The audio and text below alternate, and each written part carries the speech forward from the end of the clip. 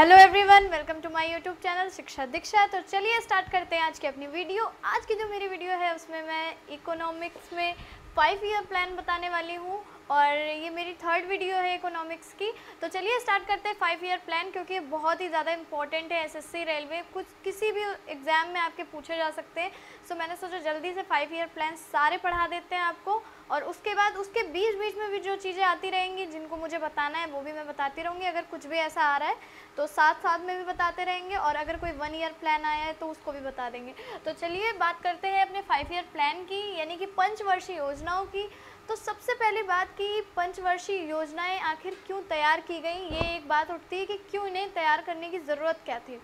तो पहली बात तो मैं बता दूं, जिस टाइम पंचवर्षीय योजनाएं स्टार्ट की गई थी प्रधानमंत्री जवाहरलाल नेहरू जी थे, और उस समय ज़रूरत ये थी क्योंकि बहुत जो देश पूरी तरीके से निर्भर था, एक तरीके से हम बोल सकते हैं विदेशी व्यापार पर। तो निर्भरता भी कम करनी थी। कृषि भी जो थी वो भी उतनी अच्छी ढंग की नहीं थी जितनी कि आज हो रही है। तो कृषि पे भी डिपेंड था, दूसरे देशों से बहुत सारी सहायता ली जाती। तो ये सारी ज़रूरतें थी जिनकी वजह से पंचवर्षीय योजनाओं की शुरुआत की गई।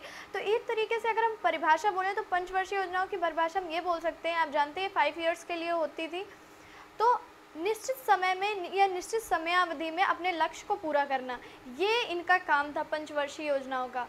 तो अब बात करते हैं आखिर कैसे स्टार्ट होती थी पंचवर्षीय योजनाएं और कैसे क्या काम होता था। तो पंचवर्षीय योजनाएं जितनी भी थी उनकी पूरी रूपरेखा जो तैयार करता था वो तैयार करता था योजना आयोग। और आपको पता होगा कि योजना आयोग का नाम जिस समय मोदी आए थे उन्होंने चेंज करके नीति आयोग कर दिया था। तो ये जो बात है ये है आपकी 1 जनवरी 2015 की, जब नीति आयोग उसका नाम किया गया। और मैं बता दूं नीति आयोग, आपको इसका एब्रीवेशन आपसे पूछा जा सकता है तो इसलिए मैं बता दूं, national institution of transforming India. तो ये है नीति आयोग का फुल नेम, और इसका काम है जितनी भी हैं नीतियाँ बनाना ही एक तरीके से काम है। तो बहुत ही अच्छी तरीके से नाम भी बोल सकते हैं सोचा गया। तो योजना आयोग का नाम नीति आयोग कर दिया गया है। बाकी आपको जो मतलब है कि योजना आयोग बनाता था पंचवर्षीय योजनाएं, यानी फिर बाद में काम किसका हो गया, नीति आयोग का। तो अब पंचवर्षीय योजनाएं बंद हो चुकी हैं 2017 के बाद से। 12 पंचवर्षीय योजनाएं अभी तक आई हैं, अब उनके बाद भी अब कोई भी पंचवर्षीय योजना नहीं आएगी। तो गाइस चलिए बात करते हैं कि आखिर कैसा क्या था पंचवर्षीय योजनाओं के।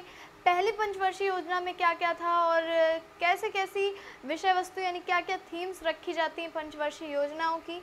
तो अगर हम बात करें कि पंचवर्षीय योजनाएं ये कॉन्सेप्ट कहाँ से लिया गया, पहली बात तो कॉन्सेप्ट की बात कर लेते हैं। तो ये रूस से लिया गया है। आपने देखा होगा हमारे कॉन्स्टिट्यूशन में और भी बहुत सारी चीज़ें हैं जो अलग अलग देशों से ली गई हैं। तो ये जो पंचवर्षीय योजना वाला कॉन्सेप्ट है ये रशिया यानी कि रूस से लिया गया है। और मैंने आपको बताया कि नीति आयोग रूपरेखा तैयार करता है, यानी योजना आयोग तैयार करता था, अब नीति आयोग तैयार करता है। लेकिन तैयार करता था, सॉरी, क्योंकि अब तो बंद हो चुका है। लेकिन जो अंतिम रूप से अनुमोदन किया जाता है वो एलडीसी करता था। तो चलिए अब बात कर लेते हैं प्रथम पंचवर्षीय योजना की।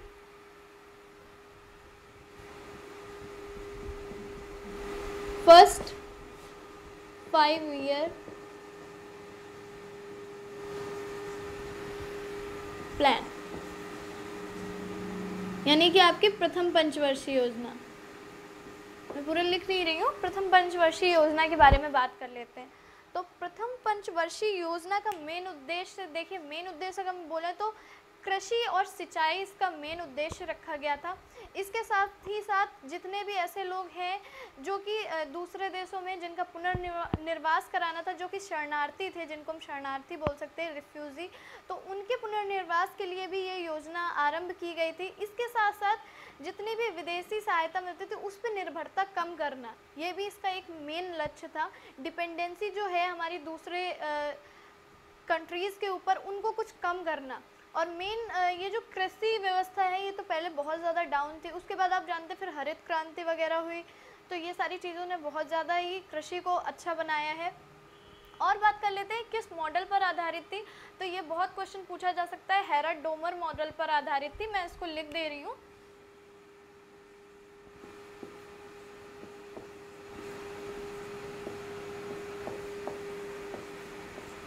हेरोड डोमर मॉडल पे ये पूछा जाता है कि पहली पंचवर्षीय योजना किन के मॉडल पर आधारित थी, तो हेरोड डोमर के मॉडल पर आधारित थी।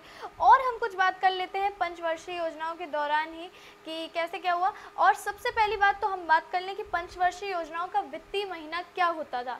तो वित्तीय महीना होता था आपका 1 अप्रैल से 31 मार्च, यानी कि जो भी पंचवर्षीय योजना आती थी वो 1 अप्रैल से स्टार्ट होती थी और 31 मार्च तक उसका 1 साल खत्म हो जाता था। तो जैसे अगर ये भी पूछा जा सकता है कि जो लास्ट पंचवर्षीय योजना है वो उसका लास्ट डे कब था, तो 31 मार्च, मैंने आपको बोला 1 अप्रैल से 31 मार्च, 31 मार्च 2017, क्योंकि 2017 के बाद से जो पंचवर्षीय योजनाएं हैं वो बंद हो चुकी हैं। तो अगर हम बात करें पहली पंचवर्षीय योजनाओं की, तो मैंने बताया कि कृषि पर आधारित थी। इसके साथ साथ और भी कुछ चीज़ें जो पूछी जा सकती हैं, जैसे कि बांध परियोजना, उस समय बांध परियोजना का बहुत विकास हुआ, दामोदर घाटी परियोजना आई, भाखड़ा नागल बांध परियोजना आई, बहुत सारी ऐसी परियोजनाएं थी जिन पे काम होना बाकी था। तो बहुत सारी ऐसी चीज़ें हुई हैं प्रथम पंचवर्षीय योजनाओं के दौरान जो कि बहुत ज़्यादा इम्पोर्टेंट है। और अगर हम बात करें कि प्रथम पंचवर्षीय योजनाओं के दौरान और क्या क्या कार्य हुए, तो देखिए सामुदायिक विकास एक मेन इम्पॉर्टेंट चीज़ हुई है। सामुदायिक विकास पे भी जोर दिया गया पंचवर्षीय योजनाओं के दौरान ही, प्रथम पंचवर्षीय योजना के दौरान। तो ये जितनी भी चीज़ें हैं ये प्रथम पंचवर्षीय योजना के दौरान। इसके साथ साथ पूछा जा सकता है कि प्रथम पंचवर्षीय योजना का समय क्या रहा, क्योंकि ये तो बहुत ही ज़्यादा इम्पॉर्टेंट है। तो 1951 से लेकर 1956 तक 5 साल चलती, मैंने आपको बताया 1951 से लेकर 1956 तक ये आपकी पंचवर्षीय योजनाएँ चली है, पहली पंचवर्षीय योजना। तो यहाँ हमने अब सारी पहली पंचवर्षीय योजना को देख लिया। अब बात करेंगे अपनी दूसरी पंचवर्षीय योजना की अपनी दूसरी वीडियो में। तो ये आज की ये बस मैंने एक ही पंचवर्षीय योजना बताई है, जो नेक्स्ट पंचवर्षीय योजना होगी वो दूसरे वीडियो में, उसके साथ साथ मैं 2 पंचवर्षीय योजनाएं बता दूंगी उसमें। तो आज की मेरी वीडियो आप लोगों को कैसी लगी मुझे कमेंट में ज़रूर बताइएगा। अगर अच्छी लगी हो तो लाइक करना मत भूलिएगा। तो चलिए मिलते हैं अपनी दूसरी वीडियो में, तब तक के लिए पढ़ते रहिए, सीखते रहिए शिक्षा दीक्षा के साथ।